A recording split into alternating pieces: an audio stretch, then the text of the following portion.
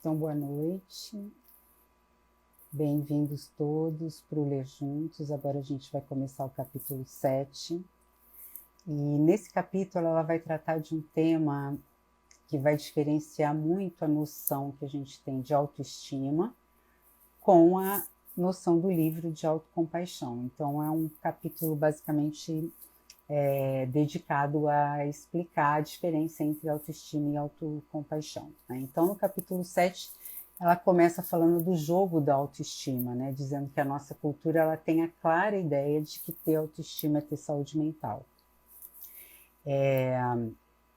E aí ela vai esmiuçando a autoestima no sentido da gente também fazer uma reflexão sobre o que ela representa, né? A gente é incentivado a vida toda, a nossa sociedade realmente incentiva a gente cultivar a autoestima, é um valor, então, para a gente. É um bem precioso que a gente precisa tanto conquistar quanto manter. Então, de um modo geral, o que a gente pode dizer é que pessoas com autoestima alta, elas têm umas características, por exemplo, têm mais amigos, são mais alegres, têm mais motivação, é como se elas vivessem num mundo totalmente à vontade, o mundo é a casa delas. E as pessoas com autoestima baixa, elas vão ser mais solitárias, vão se sentir mais inadequadas, e essas inadequações elas acabam levando para um estado de ansiedade ou para um estado depressivo, né? Então, de um modo geral, a primeira parte que ela faz para estabelecer a diferença entre pessoas com autoestima alta e autoestima baixa é mais ou menos isso, né? Então, ela dá um exemplo que esse tema desperta tanto atenção, principalmente nos Estados Unidos, de onde ela parte, né, a cristofobia americana. Esse tema, ela cita como exemplo um programa de 86 que a Califórnia, o estado da Califórnia, lançou. E esse programa tinha o seguinte nome, que eu achei interessante: Força Tarefa para a Autoestima e Responsabilidade Pessoal e Social. Esse programa, ele movimentava 250 milhões de dólares anuais e ele era mais direcionado para a escola, né? Porque acreditava-se que, acredita-se hoje, talvez isso esteja mudando, mas que se a escola conseguisse, né, implementar programas que desenvolvessem a autoestima na criança, vários outros problemas seriam superados, né? Como combater o bullying, como combater adolescente grávida, então gravidez precoce na adolescência, e crianças que tivessem então esse treinamento de autoestima cometeriam menos crimes,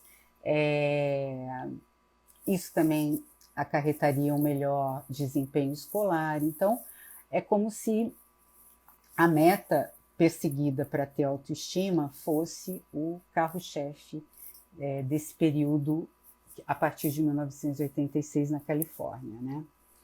E recentemente isso vem sendo questionado. Por exemplo, né, essa iniciativa da Califórnia, que durou muitas décadas, né, foi um fracasso total, porque quase nenhum programa teve resultado, ou seja, nem nada disso do que eles pretendiam dar conta no programa foi de fato alcançado. Então, por isso, um fracasso, né? Porque tinha e tem aí uma variável independente que, em relação à condição social, a causa e o fator, problemas sociais de um modo geral que vão interferir diretamente na questão da autoestima. Então, a alta autoestima não melhorou nem no desempenho acadêmico, nem profissional dos participantes. Além disso, também não impediu crianças de começar a fumar, beber, tomar remédio e praticar sexo precoce, que é o motivo que despertou esse programa. Então, a autoestima elevada, segundo os estudos decorrentes desse programa, superestimado, com orçamento fantástico, é que a autoestima elevada parece ser consequência e não uma causa. Então, pretendeu-se com esse programa aplacar uma causa e no decorrer dos anos aí, das décadas, o que verificou-se é que a autoestima ela é muito mais consequência do que causa. Tá?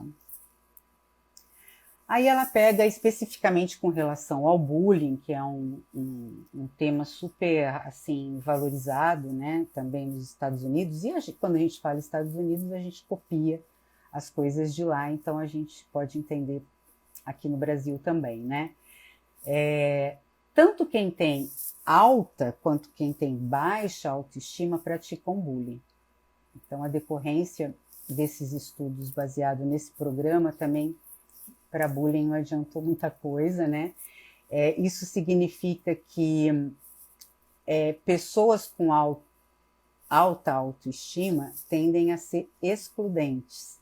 Então, a questão de melhorar o ambiente com um resultado desse também não foi uma boa, né? Com alta autoestima, as pessoas também se sentem muito frequentemente insultadas, costumam jogar a culpa das suas falhas, dos seus fracassos nos outros.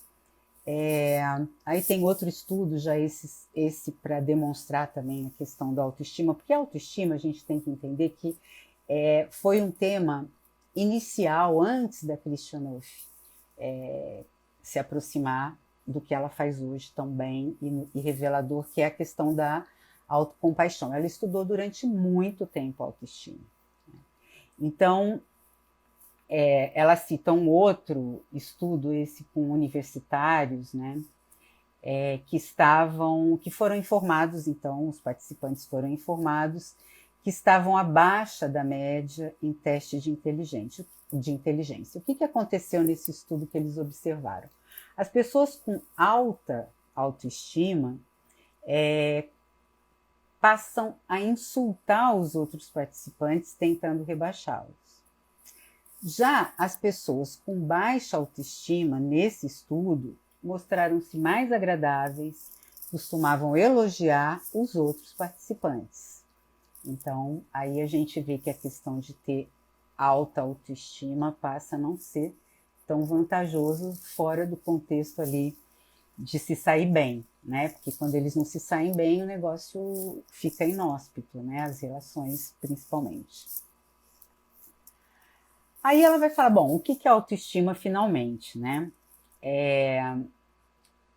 Um julgamento que informa que somos pessoas boas e valiosas. Então, quem tem autoestima busca alcançar esse critério, né? Que no final das contas é o que todo mundo quer. Uma avaliação que a gente é digno, uma avaliação que as outras pessoas também nos julgam, né? Com valor e com dignidade. Então, é uma percepção de competência em domínios importantes. E isso leva a gente a um outro ponto, que a gente busca ser bom em coisas que importam para nós. Porque senão eu também não atribuiria valor, então logo a minha autoestima não ia se elevar em função disso, né? Então, segundo ela, a gente pode elevar a autoestima de duas maneiras. Uma maneira é valorizar as nossas virtudes e desvalorizar os nossos defeitos. Exemplo, né? Uma pessoa lá, um adolescente é super bom no basquete, mas ele não é bom em matemática. Então, ele supervaloriza a habilidade dele como jogador de basquete e costuma lá desvalorizar a matemática, dizendo que matemática é para os nerds e tal. O problema desse tipo de forma de se conseguir aumentar a autoestima é que mina a importância de aprender outras habilidades valiosas para que você se sinta bem a longo prazo. Então, se você se concentra, por exemplo, só no jogo do basquete e deixa, né, de dar atenção a adquirir e melhorar sua habilidade em matemática, a longo prazo isso vai te fazer falta e pode se tornar diminuição da sua autoestima.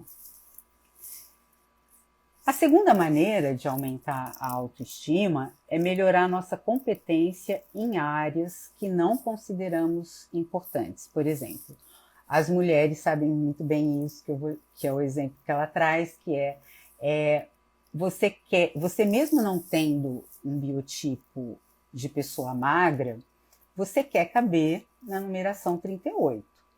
Então aí você passa a fazer uma série de dietas, uma série de intervenções que faça com que você perca peso suficiente para você ter aquele manequim que você almeja. Então essa é uma forma de você obter, a segunda forma de você obter autoestima. O problema usando esse exemplo, é que a pessoa, para chegar no 38, não tendo uma característica natural de emagrecimento, ela vai passar fome. O fato dela passar fome e se privar de tantas coisas, com sofrimento para deixar de comer, vai fazer com que ela fique frustrada e deprimida. Então a gente vai esbarrar nesse ponto. Então o melhor seria minimizar a importância do modelo magro, que é uma coisa que na nossa cultura a gente também tem dificuldade, embora haja hoje tantos movimentos bacanas para isso, né? Aí ela cita outra pesquisa onde a autoestima é mais influenciada pelos julgamentos de estranhos do que propriamente de pessoas próximas, porque se alguém distante me elogia, eu vou ter mais confiança nesse julgamento do que, por exemplo, se a minha mãe me julgar bem. Mas aí essa forma de você avaliar e de você se fortalecer com a sua autoestima é que pessoas que não te conhecem não têm dados suficientes para nos julgar adequadamente.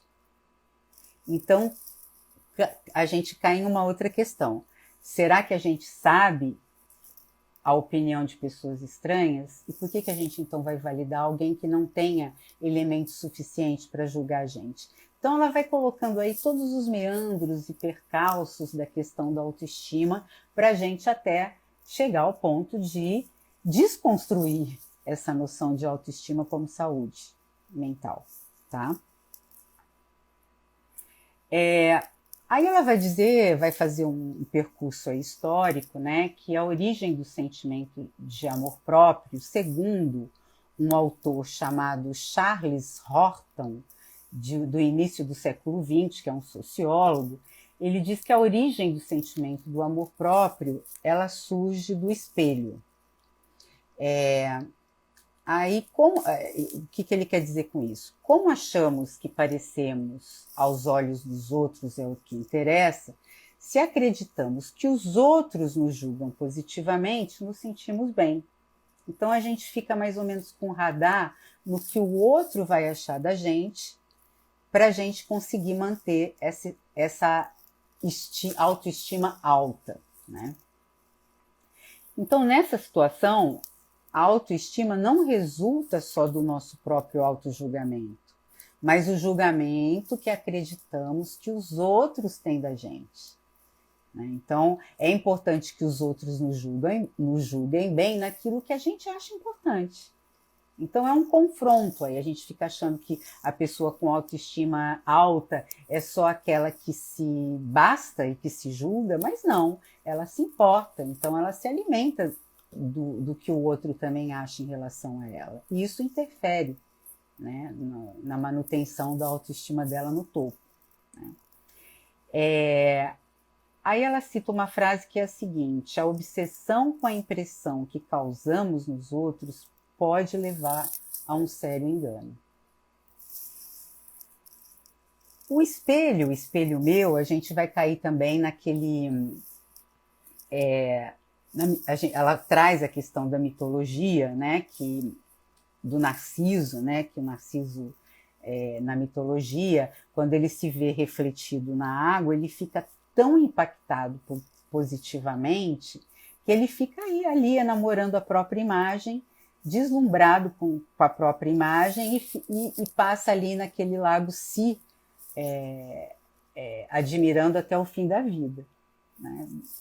Então, o espelho meu entre a baixa e a autoestima e o que os outros acham, diz muito em relação assim, né, que a alta autoestima, dizer que nos relacionamos melhor com os outros e a baixa autoestima, que as pessoas não se relacionam tão bem, ela vai citar uma outra pesquisa feita com universitários para avaliar as habilidades interpessoais e relacionais relativas a pessoas que têm autoestima alta e pessoas que não têm autoestima alta, têm autoestima baixa, né? E o que perceberam é que pessoas universitários no caso, com alta autoestima, relatam ter habilidades interpessoais, relatam que se relacionam super bem com os outros, enfim, as conexões que elas estabelecem são muito boas. No entanto, quando seus colegas de quarto foram entrevistados para essa mesma pesquisa, eles relataram que essas pessoas têm habilidades razoáveis, medianas. Então, a diferença entre aquilo que a pessoa se julgou, né? Eu tenho meus relacionamentos são ótimos, eu sou muito boa para me relacionar, só que quem dormia ali no quarto com eles, naquela cena de universidade americana, não relataram a mesma coisa. Então, não convergiu a ideia que eles tinham de si e a que os colegas tinham.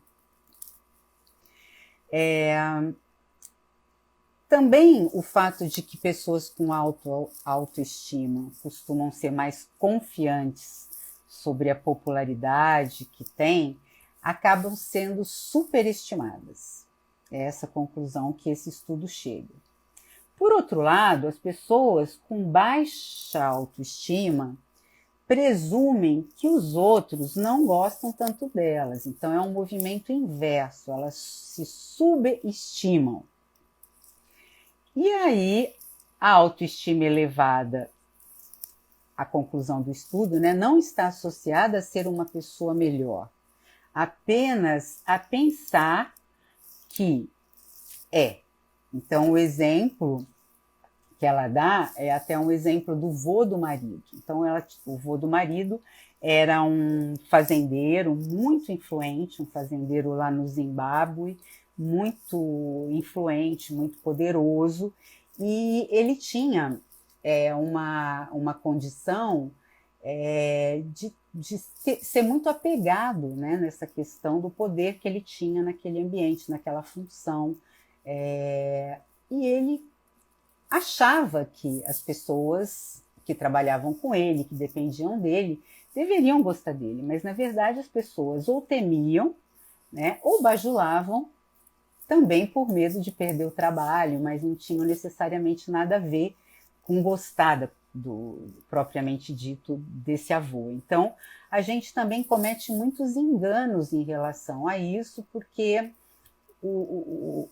a base desse estudo é que quem acha que tem autoestima alta costuma superdimensionar suas qualidades e quem tem autoestima baixa costumam subestimar as suas qualidades. Então, o que é bom aí e o que não é, né? Ela vai dizer também que a maioria das pessoas, né, tem uma confiança que impressiona no início, com autoestima alta, mas assim, isso começa a esbarrar na questão do narciso, né? Os narcisistas, eles são uma armadilha social, é um tema muito contemporâneo, porque tem aumentado o interesse por esse tema não por acaso, porque tem aumentado o número de pessoas narcisistas. Então ela traz isso com relação a onde isso esbarra na questão da autoestima alta, né? Embora os narcisistas achem que a sua grandeza pessoal é admirada pelos outros, os seus amigos e as pessoas que estão no entorno, na verdade, vão se afastando ao longo do tempo. E por que isso acontece? Porque a pessoa que tem ali um relacionamento consigo próprio narcisista, que tem, né, as suas confianças exacerbadas em si mesmo, elas têm uma concepção justamente inflada e irreal da sua própria atratividade. Elas se julgam competentes, mais inteligentes, mas isso não corresponde à realidade. E por se sentirem assim, tão acima da média, tão diferenciadas, elas sentem o direito de ter um tratamento especial. Mas isso é uma visão distorcida de si. A pessoa se vê dessa maneira, mas as outras que estão do lado não veem. Então a maioria das pessoas não gostam, né, de quem apresenta traços narcisistas. Então você pode não ser um narcisista de carteirinha, desses que são nocivos, que são tóxicos, mas você pode ter um traço narcisista muito importante. Isso significa que você é uma pessoa difícil de satisfazer, porque o narcisista está muito absorvido consigo próprio. Então, quem está no entorno não conta muito, né? E nesse ponto, o narcisista ele tem essa imagem distorcida de si, e a sua autoconfiança, então, ela promove um impacto muito positivo e grandioso num primeiro momento, mas depois que a máscara cai, né, essas pessoas narcisistas, elas costumam a ter os relacionamentos desfeitos assim em série, né? Vão se desfazendo porque quem está do lado não suporta essa autoapreciação, esse ego inflado, essa maneira de se autorreferir de forma superestimada. Acaba sendo desagradável para quem está do lado. Tá? Ela vai citar aqui um teste, que é um teste que tem até uma sigla, que é o TAI, que é um teste de associação implícita. E esse teste, um computador mede a rapidez que pessoas se associam ao rótulo de sou eu. Tá? Então, é uma forma de você medir aí se a pessoa tem aí um pezinho no narcisismo ou não. Então, com palavras positivas e o contrário. Então, sou eu que fiz uma coisa boa ou sou eu que fiz uma coisa ruim. E aí, se você é rápido ou lento nessa ação, e um computador vai aí administrando isso, né? O narcisista se acha maravilhoso tanto implícita quanto explicitamente. Né? Esse estudo demonstrou isso. E aí ela traz como exemplo um personagem mais conhecido dos americanos, mas que a gente também conhece, que é a Paris Hilton, que, segundo, né, o que está demonstrado, é uma pessoa narcisista. Então ela disse numa entrevista que não há ninguém no mundo como eu, por exemplo. Né? Então é o típico, a pessoa sem noção, que fica fazendo essas autorreferências assim, infladas, né? E aí ela se compara que cada década tem um expoente loiro na sociedade, né? Aí ela cita a Marilyn, ela vai citando esses expoentes lá nas alturas, e ela diz que nesse momento o expoente loiro é ela, né? E então essas pessoas, quando recebem atenção, elas acham que são merecedoras, e se posicionam como se estivessem no topo do mundo. Né? O problema, além do desconforto que causa nas pessoas que estão no entorno, é que quando essas pessoas que são narcisistas, a sua posição de superioridade começa a ruir por alguma razão, ou porque elas não conseguiram o que elas queriam, ou porque elas não tiveram a atenção que elas achavam que mereciam, ou porque elas começaram a receber críticas. Essas pessoas narcisistas respondem com muita raiva.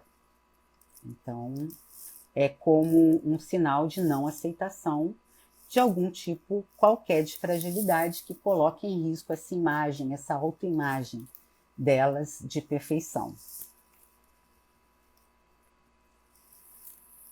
Então, os narcisistas, né, quando o ego é ameaçado, eles costumam agir com raiva e violência. Então, eles têm várias formas de se manifestar nessa situação, né, quando o ego deles é ameaçado. Eles desviam o seu eu na direção do outro. Então, é como se não coubesse nenhum desajuste e nenhum desconforto vindo de um fracasso, então eles culpam os outros pelas coisas ruins. Simples assim. Qualquer coisa que deu errado, qualquer falha que tenha acontecido, qualquer problema mais grave que tenha acontecido, não pode ter vindo deles porque eles são perfeitos. Então, o movimento é culpar o outro. Então, esse padrão é de pessoa narcisista. Necessidade e demanda por respeito constante. Então, eles ficam, porque eles se acham superiores a todo mundo, eles também acham que eles precisam ter uma atenção constante, eles precisam ser admirados constantemente. Se isso não acontece, eles começam a ficar mais raivosos, né? Começam a querer afastar aquelas pessoas que não estão correspondendo ao que eles acham de si próprios, né?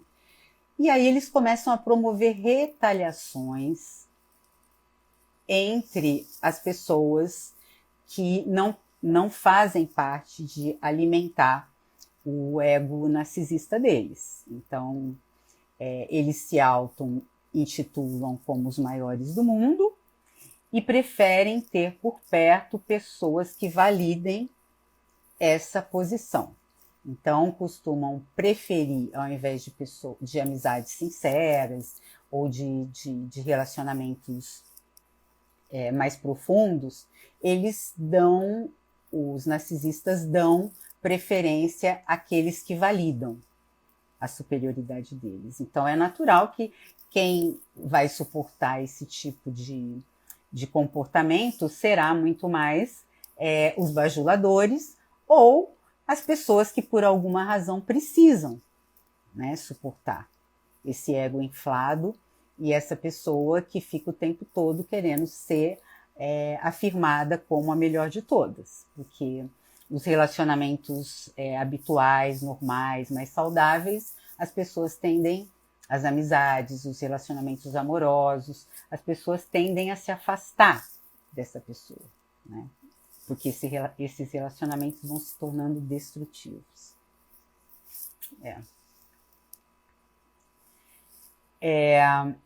Então, ela vai citar aqui uma escala que é chamada escala de Rosenberg, que é uma escala que mede a autoestima alta, né? Autoestima, se a pessoa tem autoestima alta ou autoestima baixa, né? E essa escala, ela parte de afirmações gerais como, né? Sinto que tenho uma série de boas qualidades. Tenho relações positivas em relação a mim mesmo, também em relação às pessoas. E ocorre que o narcisista, no caso, ele fica no topo dessa escala, porque ele sempre vai dizer que ele está tudo ótimo com ele, em relação a ele com as outras pessoas, né? Já a pessoa mais humilde, que gosta de si mesmo simplesmente por ser humana, ela, nessa escala, ela também vai demonstrar satisfação. Então, o que a Christian Nuff traz aqui é que durante esse longo período onde os estudos, principalmente em psicologia, se concentraram muito na questão da autoestima, é que não era muito diferenciado uma questão da autoestima alta saudável e a autoestima alta doentia, no caso do narcisista, que começa a ser tóxico, que começa a criar animosidades em torno para poder manter o status de bem bom. E então, a partir daí, começou-se um movimento de aprofundar essa questão. Será que ter a autoestima alta, como se propõe a sociedade americana acima de tudo, é uma coisa tão importante? Ou será que tem outros valores, outras éticas aí que mereceriam mais cuidado, né? Porque é impossível dizer se a autoestima elevada é saudável ou doentia até determinar a sua origem. Então, precisa de um aprofundamento aí nessa questão, né? E aí ela entra num outro ponto, muito assim, também um problema sério nos Estados Unidos, mas que também é nosso, que é o elogio indiscriminado. O elogio indiscriminado é aquele que ela foca, né, na questão escolar, embora isso também vá para a questão familiar, mas é que esses programas para aumentar a autoestima, que virou febre nas escolas americanas, usa muito o elogio indiscriminado para aumentar o amor próprio. Então, não pode falar nada que você afete a autoestima do aluno. Então, isso acabou caindo num engodo que é o seguinte, né? Eu acabo elogiando, por exemplo, um desenho de uma criança que não tá bom, tá feio, né? Eu posso até precisar julgar, e esse movimento da autoestima serviu sim para quebrar alguns tabus e algumas rigidezes na escola, mas assim, elogiar indiscriminadamente vai se chegando à conclusão também que não foi um bom investimento. E aí ela cita um livro, né, que é o livro que se chama Geração Eu, e por que os atuais jovens americanos são mais confiantes, agressivos, cheios de direitos e mais infelizes do que qualquer outra geração.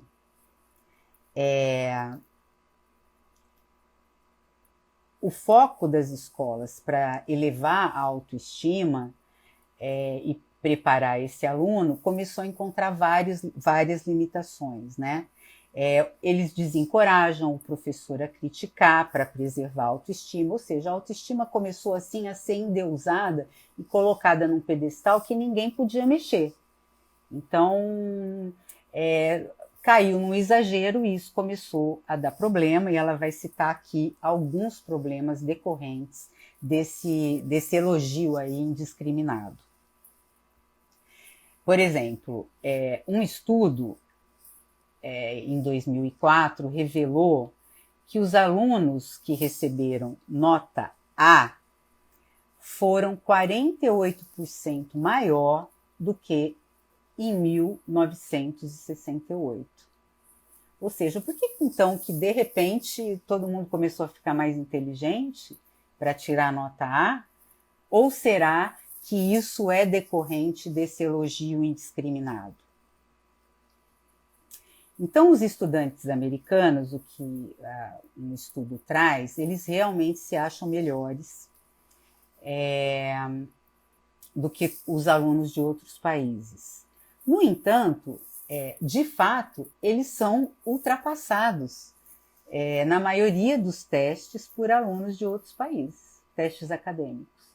Então, existe aí uma decalagem muito grande que vai ficando cada vez maior, e essa cena não é muito difícil da gente realizar quando imagina a nossa sociedade que copia o modelo americano, né? É uma decalagem entre o que a pessoa acha de si, ou seja, esses alunos se acham lá no topo, e o que eles realmente são.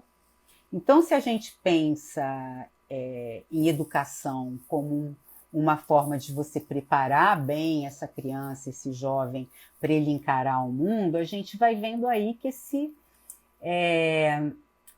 esses programas eles acabaram colocando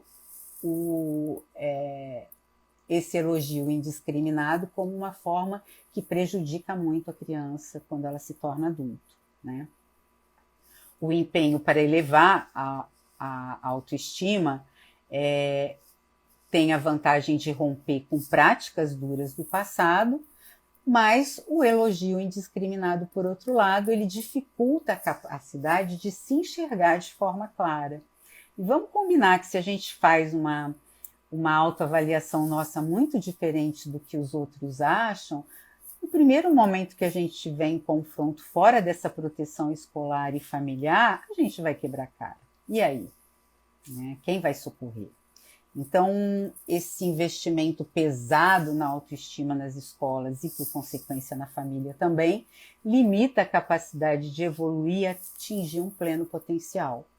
Então, se eu acho que eu estou ótima em tudo, eu vou me esforçar menos, eu não vou querer, eu não vou achar que eu preciso desenvolver outras habilidades. Eu vou acabar querendo me convencer que o que as pessoas estão me elogiando aí está certo. Então, eu não preciso fazer muito mais coisa, não. Né? Aí ela cita também um outro dado alarmante, que é o aumento em 20 anos de pessoas narcisistas a uma faixa de 65% nos últimos 20 anos. Então, nesse período, nesse estudo, foram estudados 15 mil estudantes, ou seja, uma amostra super grande de estudantes universitários. E a autora desse livro, que é Twenge, escreveu recentemente um livro chamado A Epidemia do Narcisismo, Vivendo na Idade dos Direitos, o foco da cultura americana. Né? Então, o que esse estudo demonstrou? É que a autoadmiração causou uma fuga da realidade para a terra da fantasia grandiosa. Isso deu uma sensação boa durante...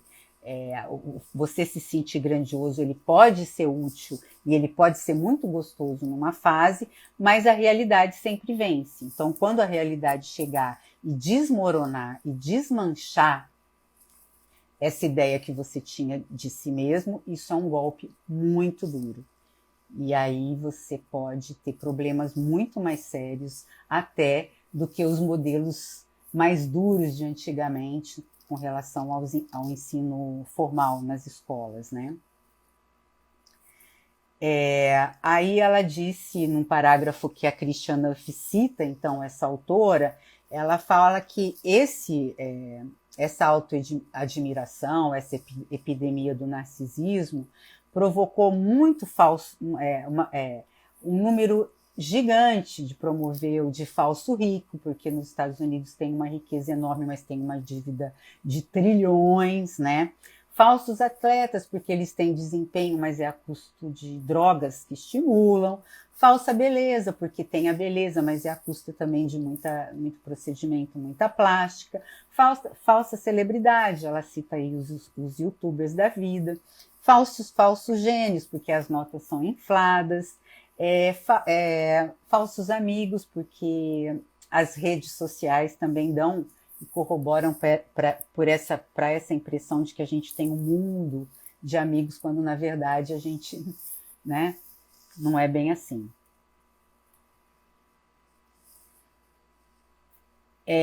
Então,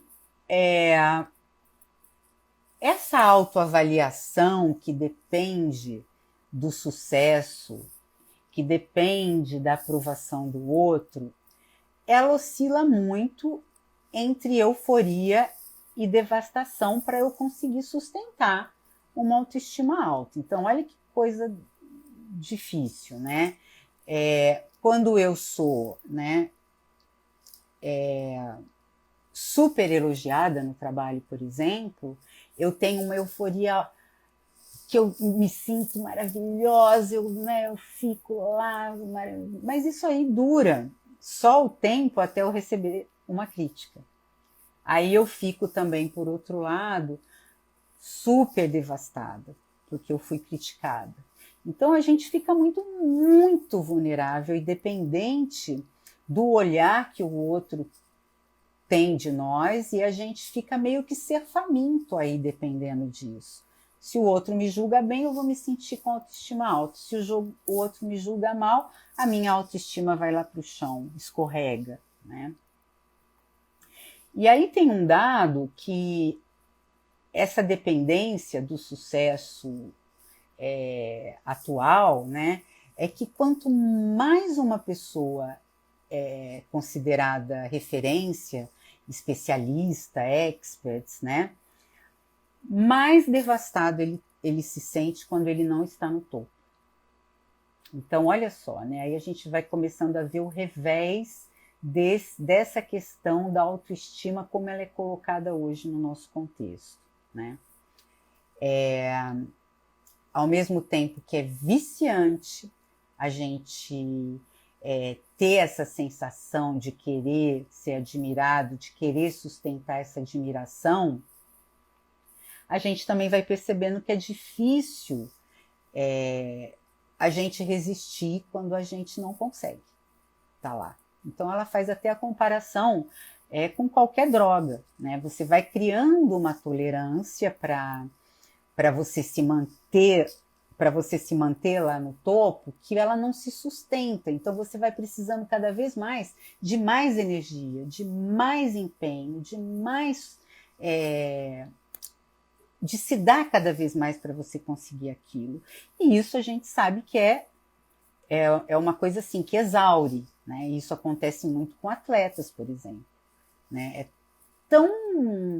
É tão assim estressor aquele ambiente de competição, aquela busca para estar no topo, é o horário, é a alimentação, a concorrência que também está sendo aumentada, e aí você está precisando estar ligado no que o outro está fazendo.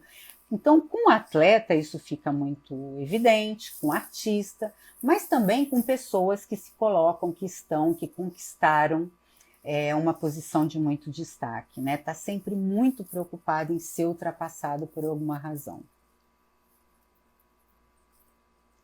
Então, essa pesquisa, ela cita uma outra pesquisa que demonstra que quanto mais o seu sentimento de autoestima depender do sucesso em uma área específica, mais miserável você se sentirá diante do fracasso. Então ela vai dando aí o contraponto da questão da autoestima para justamente provocar essa reflexão na gente nesse momento, nesse capítulo 7. Aí ela vai trazer uma questão que é a seguinte, que a gente se identifica muito fortemente com o nosso autorretrato mental. Então a gente é levado, até por influência de todo esse modelo aí que a gente está vendo até aqui, de valorização da autoestima, a pintar um autorretrato nosso, fazer a nossa autoimagem muito mais positiva do que negativa, né? Todo mundo quer ser visto assim, né? Mas o fato é a questão aí de corresponder ou não até aquilo que a gente acha mesmo. Então, se a minha autoimagem é construída parte do princípio de que essa imagem é perfeita, aí eu tenho mais chance de ser aceita, senão eu vou ser rejeitado. Mas olha só que preto no branco, né? Que falta de nuance. Até porque a gente sabe, até a gente já viu nos capítulos anteriores, a gente não consegue se manter no topo o tempo todo. É condição da vida humana a gente ter momentos de glória e momentos desafiadores, tristes. Então a gente tem que estar preparado para essas situações também, né? A gente é um ser complexo também, ela cita, né? A gente também é composto de más qualidades, embora a gente prefira escondê-las, né? A gente é produtivo, em alguns momentos a gente não é tanto, a gente muda.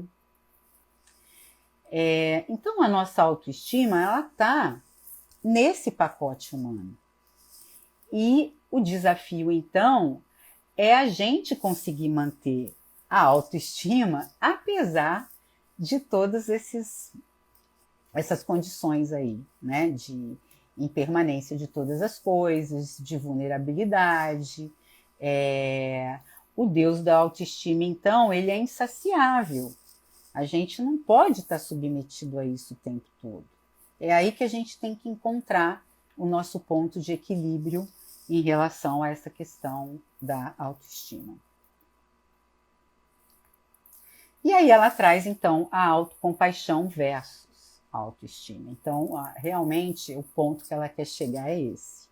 Porque Christiane Neuf também, ela teve um longo período de pesquisa antes. relacionado à autoestima. Então, ela é uma pessoa que entende muito de autoestima. Até o ponto que chamou a atenção dela várias coisas dessas que ela suscitou de reflexão aqui nesse capítulo, que ela foi se aproximando desse conceito da autocompaixão. No livro traz um momento que ela se aproxima disso através de uma crise existencial que a levou a se aproximar da meditação budista, e aí ela também se aproximou desse conceito de autocompaixão, que no budismo também é muito cultivado e muito valorizado, e ela foi fazendo pontes de reflexão. Na autocompaixão, então, diferente da autoestima, a gente busca alcançar a nossa essência. E a nossa essência, ela é composta. Ela não tem só aquilo que a gente gosta, né? Ela também não tem um rótulo. Na autocompaixão, o meu exercício diário é, inclusive, não julgar e nem avaliar, mas de buscar essa essência, de acolher essa essência exatamente como ela é.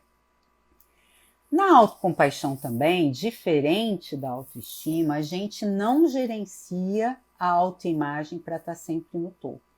Esse não é um objetivo, né? Mas a gente honra todos os pontos, os fortes e os fracos.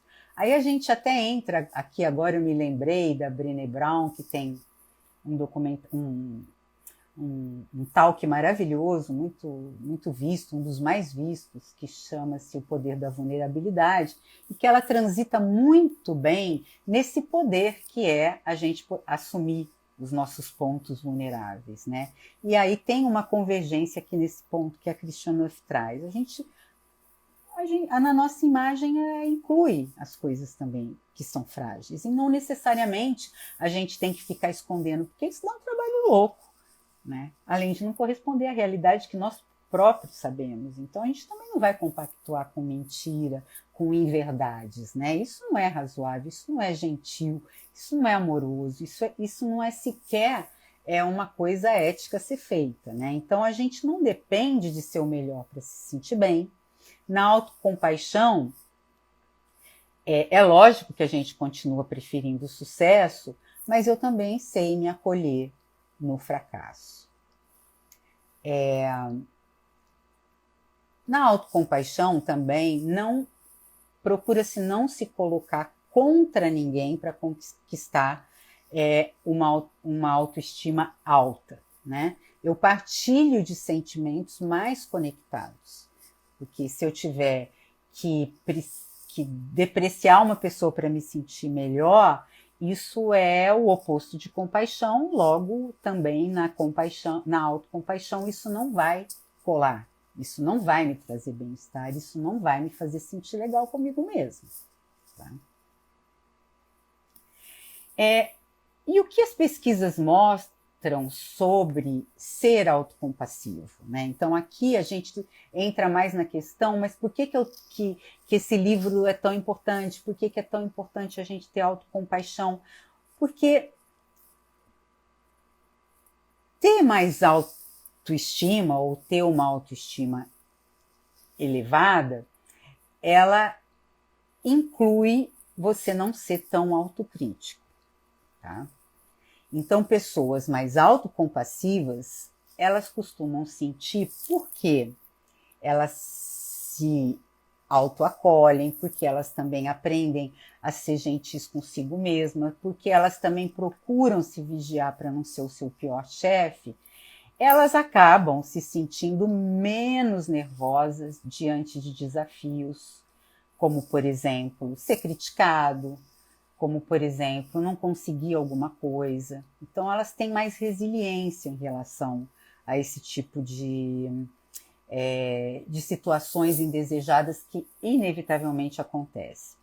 Elas também acham normal falar ou admitir seus pontos fracos. É lógico que ninguém gosta de ficar fazendo bandeira dos pontos fracos, mas em alguns momentos, essa humanidade compartilhada é uma coisa que pode ser muito interessante. Inclusive, numa entrevista de trabalho, contanto que exista aí uma coragem mesmo, um poder de você assumir o que você tem de frágil, mas também valorizar, tentar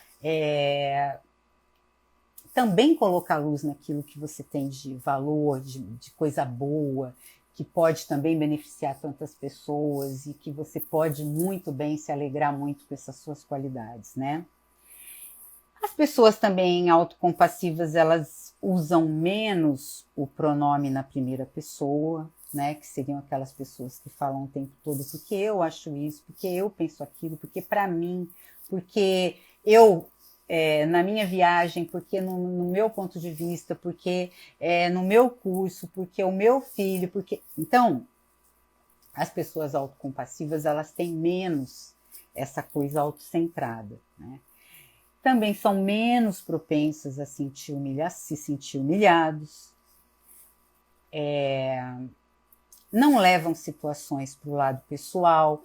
Então a gente vai vendo aí que as pessoas autocompassivas, elas vão encontrando um equilíbrio de modo que elas não fiquem como uma folha solta no meio do vendaval, dependendo das situações todas darem certo, as pessoas todas adorarem o jeito, a maneira como ela se apresenta, e quando isso não acontece, elas ficam se sentindo, sabe, o pior dos seres, né? Então, costumam assim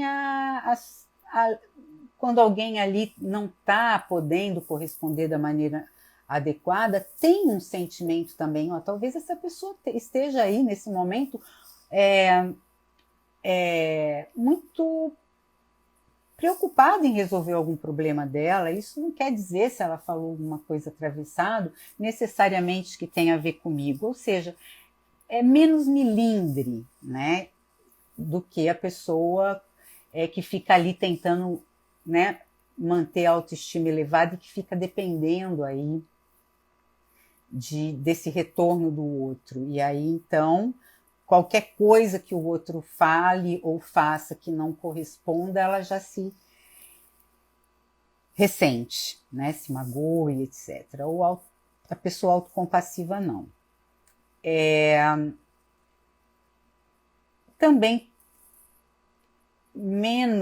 tem menos associação aí em comparações sociais, ela não tem tanta essa necessidade de ficar se comparando, né? Porque vamos combinar, a pessoa com autoestima alta e que se coloca nessa posição e que fica aí sempre numa tentativa de se manter, é sempre em relação a alguém, em relação ao outro. Então existe uma competição implícita na autoestima que não tem na autocompaixão.